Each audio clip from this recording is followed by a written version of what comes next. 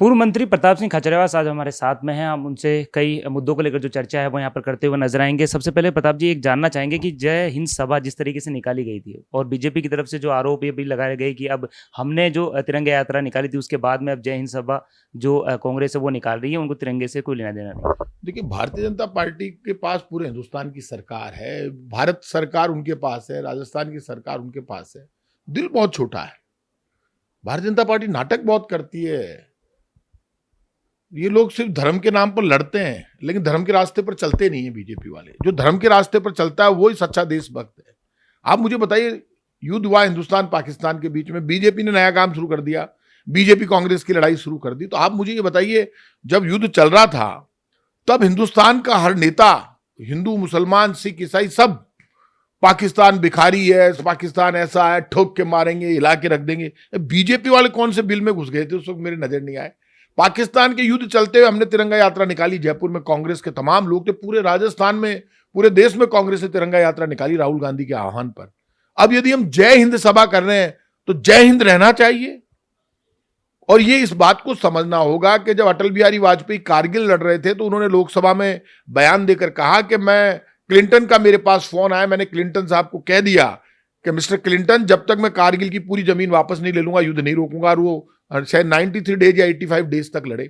1971 में इंदिरा गांधी जी ने युद्ध लड़ा तो खुद बॉर्डर पर जाती थी, लड़ती थी। युद्ध के दौरान रोज उनके बयान आते थे, बड़ी बड़ी मीटिंगें लेती थी। इस बार बीजेपी के नेता गायब हो गए।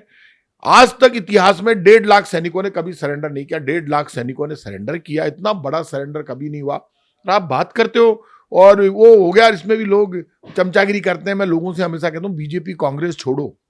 तिरंगा जब हाथ में लेकर लड़ रहे थे हिंदुस्तान पाकिस्तान का युद्ध, तो अब बीजेपी की समझ में आई कि यार ये तो गड़बड़ हो गई। सोफिया कुरैशी और भूमिका सिंह सामने आकर बोल रही थी, हिंदू मुसलमान देश का एक होकर लड़ रहा था हिंदुस्तान के लिए, और पाकिस्तान में मुसलमान मुसलमान से लड़ रहा था, बलूचिस्तान लड़ रहा था पाकिस्तान से। जब पूरा देश एक हो गया तो वापस इस देश में ये हिंदू मुसलमान की खाई पैदा करने में बीजेपी उसी दिन से लग गई जिस दिन से ये युद्ध इन्होंने बंद किया। तो युद्ध कोई सेना ने बंद नहीं किया, युद्ध तो बीजेपी ने बंद किया। और बीजेपी के किसी नेता ने तो बयान ही नहीं दिया। ट्रंप कहते हैं कि अब मैंने सीज फायर कर दिया। 10 दिन आज तक ट्रंप के बयान का खंडन ये नहीं कर पाए। क्या आप बात करते हो? कहां बीजेपी नाटक कर रही है? देश के लोगों से मैं ये कहूंगा, ना कांग्रेस की सुनिए ना बीजेपी की सुनिए। तिरंगा हाथ में लेकर, दिल में हाथ रखकर, सुदर्शन चक्र वाले को याद करके सच्चाई की सुनिए। सच्चाई की सुनोगे तो कांग्रेस 100 गुना खरी नजर आएगी, बीजेपी 100 गुना गलत नजर आएगी। दूसरी तरफ अगर बात करें जिस तरीके से जो कानून व्यवस्था की बात करें कि राजस्थान के अंदर आपको क्या लगता है कि कानून व्यवस्था बिल्कुल सही चल रही है? क्योंकि जिस तरीके से अपराध में यहाँ पर बढ़ोतरी होती हुई नजर आ रही, तो कहीं ना कहीं जो आप यूट्यूब पर जाइए, आप गूगल पर जाइए और जाकर बात कीजिए आप, तो राजस्थान और पूरे भारत में देश का सबसे असुरक्षित शहर जयपुर को बताया गया है। जो जयपुर कभी नंबर 1 था सुरक्षा की दृष्टि से हमारे टाइम तक। आज अपराध इस कदर है कि आम आदमी पत्नी और बच्चों के साथ हाईवे पर जाने से डरने लग गया। राजस्थान में कोई सुरक्षित नहीं है। गुंडे अपराधी खुलेआम घूम रहे हैं। कहां है जमीन माफिया, बजरी माफिया, लूट माफिया, जितने आपके बलात्कार करने वाले लोग, जितनी घटनाएं हो सकती हो घटनाएं, सारी घटना यहां पर हो रही है। आप मुझे ये बताइए, इतना पाप पूरे राजस्थान में हो रहा है, कोई सुनने वाला नहीं है। कानून व्यवस्था तो चौपट हो गई। बीजेपी को ना कानून व्यवस्था से मतलब है, ना बीजेपी को काम से मतलब है, ना राजस्थान से मतलब है। बीजेपी को वोट से मतलब है। किरोड़ीलाल मीणा अभी जिस तरीके से एक बड़ी जो कार्रवाई है वो यहाँ पर करते हुए नजर आए थे। उन्होंने वहाँ पर जो फैक्ट्रियां हैं वो सीज करी। मिलावट का इतना बड़ा जो धंधा है वो चलता हुआ नजर आया था। आपको क्या लगता है कि ये पहले भी चल रहा था, लेकिन अब जिस तरीके से मंत्री खुद पहुंचकर वहां से निकालते हुए नजर आ रहे हैं, एक बड़ी कार्रवाई, उन्होंने कहा है कि बड़ी कार्रवाई है, मिलावट लेकिन फैलती भी जा रही है। देखिए, राजस्थान में बहुत ज्यादा मिलावट हो रही है। राजस्थान में ना घी प्योर मिलता है, ना पानी प्योर मिलता है, ना मिठाई प्योर मिलती है, ना गेहूं ना आटा, सब जगह मिलावट है।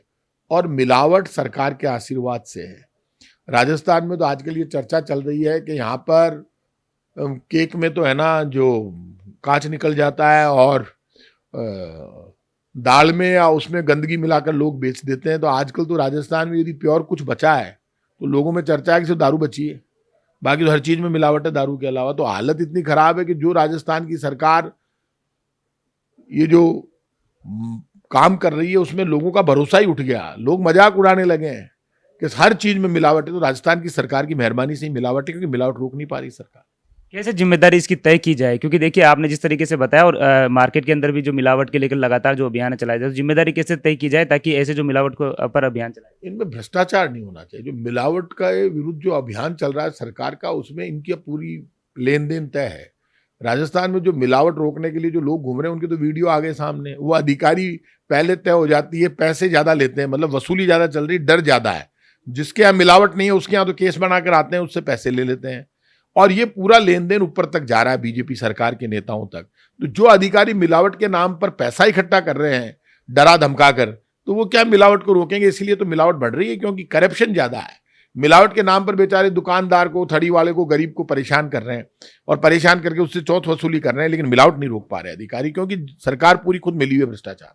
ऐसा ही भर्ती जो मामला है वो लगातार तूल पकड़ता हुआ नजर आ रहा है। इसको लेकर अब जो अभ्यर्थी हैं वो भी यहाँ पर धरने पर बैठे हुए थे और कांग्रेस भी लगातार ये बता रही है, क्योंकि जो वादा जिस तरीके से गोविंद सिंह डोटासरा वो खुद भी कह चुके हैं, जो वादा किया था लेकिन उसके बाद में सरकार अभ्यर्थियों के साथ में वो कर रही है। और हनुमान बेनीवाल ने भी अब बड़ी जो रैली है वो निकाली थी इसको लेकर।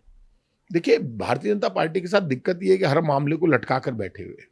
बीजेपी में निर्णय क्षमता है ही नहीं, डिसीजन पावर ही नहीं है बीजेपी की सरकार। जो सरकार फेल हो गई, सर्कस चला रही है सरकार, तो सरकार डिसीजन लेना लटका के क्यों बैठी है? जो भी डिसीजन लेना ले।